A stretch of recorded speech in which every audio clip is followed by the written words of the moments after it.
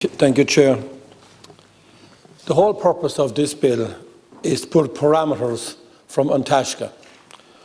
We look at our local authorities and we have a development plan within our areas, which is debated and agreed within our county councillors that are elected from every district across the areas that they represent. And they sort out their development plans for growth of housing, for businesses across our counties. And then when they go for a planning application, we see An Taisce come in and put in objections. We have seen many development projects being objected to by An Taisce, who are funded by government. Where we have trying to build our rural economies, trying to build our towns and our cities, An Taisce are objecting at every single turn. I'm going to give you an example of one in my own area where there was two families moving they were living in the area and are settling down. Their applications at a cost of €10,000, by the time they had everything done, between all the archaeologists and everything done within an area, both of them had spent €10,000 on application.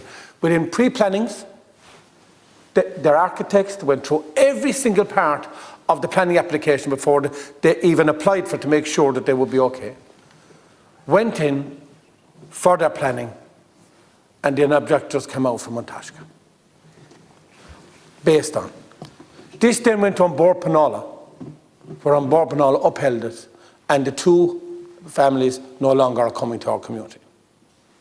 This is €10,000 each person had spent, followed the protocol of pre-planning meetings, met the planners, went through the whole process to have been turned down by An Taisce. So the local authority and the planners passed this, but An Taisce put in an objection. That is not right. The local authorities and the planners in our areas are the ones that make the decision. Everyone has a right to object. But the whole local community had no objection. The people that lived in the area had no objection. Everyone in the area had no objection, but An Taisce had. Is that right, Minister? It's not.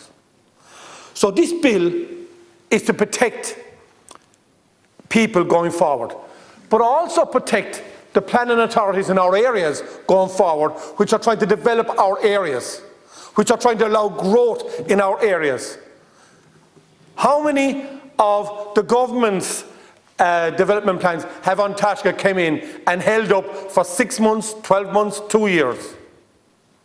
How many have they done? On projects that you wanted to go ahead yourselves, but yet you're funding them and they're objecting against projects which you want done yourselves.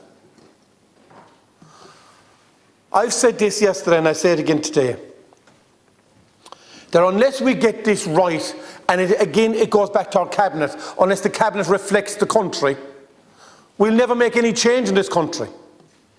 But at the moment, An Taisce are a niche of their own, and they're objecting to everything across the board, except where they don't, where it may be beneficial to whatever members are on different things. That, we have to stop that. We have to make sure that our country for planning laws are reflected. And if our local authorities and if our planning permission in our areas under our county development plans want this to happen, and then we have An Taisce objecting. We'll just move to Dublin here at the moment. And we always talk about this country, about capacity. If we are short of capacity on storage, we're short of capacity on water. And let's just bring in Dublin Airport, where they're looking to bring an extra 9 million people through Dublin Airport. Even though there's capacity in Shannon, in Cork, and they're pushing hard to get planning through to extend an airport to allow 9 million more people come into Dublin. The people living in the area around the airport don't want it.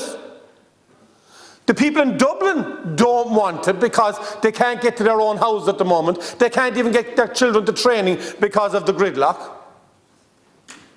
But yet it's been pushed and pushed and pushed, even though we have capacity in the rest of the country, which should be under any planning law, that if there's capacity in any other airport in this country, that should be fulfilled first before there is any extension of any airport. That's common sense. People here in Dublin, and I mentioned the airport, don't want this. But government spokespeople go on the airline, on the airwaves and say, oh, it'll be great. The proper thing to do here is remove some of the air traffic out of Dublin and introduce new flights, new destinations out of Dublin, which means it progresses for everyone and it reflects the whole country. We look then across the country within sewerage and infrastructure for sewerage. And then we look at the governance of funding. Skeaton is 40 years have been promised, and actually the council, they promised to actually retire this year, 40 years ago, for infrastructure in Skeaton. Ula have been promised sewerage in their area. Abbeyfield have been promised upgrades. Drumculloch have been promised upgrades. And the reason I'm bringing this forward to you, Minister, is this stops all applications in areas for development because of the lack of funding from government to improve infrastructure. And it makes those easy pickings for An Taisce then to object to any rural developments, which could be businesses, which could be housing. And if we had the businesses and housing, we can then look for a transport infrastructure. So what An Taisce is doing with the help of the government is you're discriminating against the people that don't have infrastructure because of lack of funding from government. We now have business people that want to invest in our areas and willing to put in the infrastructure that ye haven't delivered for 40 years. And again, An Taisce object to them. Even though they're putting in the infrastructure themselves and paying for it themselves, they're willing to do it, and An Taisce object to it again. How are we going to get a balanced Ireland? How are we going to get a balanced, equal opportunity in this country if we allow An Taisce get involved in every single thing? And in some areas, it's just a one-liner that they put in, and it costs a person up to 3,000 and 4,000 euros to go away and get different studies done. A farmer there recently wanted to put in a shed, an extra shed, with a tank in his area to make sure for storage and all the rest of it from the cattle that everything would be correct. An Taisce put in a line that they wanted a survey done. 2 applications either side of this person already had done the same, and the same survey had been looked for by An Taisce, but it couldn't be done. You couldn't use their one. You had to have one site-specific for yourself, even though it was 2 adjoining areas. And even though the reports were in the local authority, they had to go in and spend 3,000 euros, which delayed the project 6 months because of a one-liner. This is what we're trying to do, put in parameters that in certain cases where the local authorities and the development plans have said this is what we want, that we have to step off, and An Taisce have to step off them. This is what we're looking for.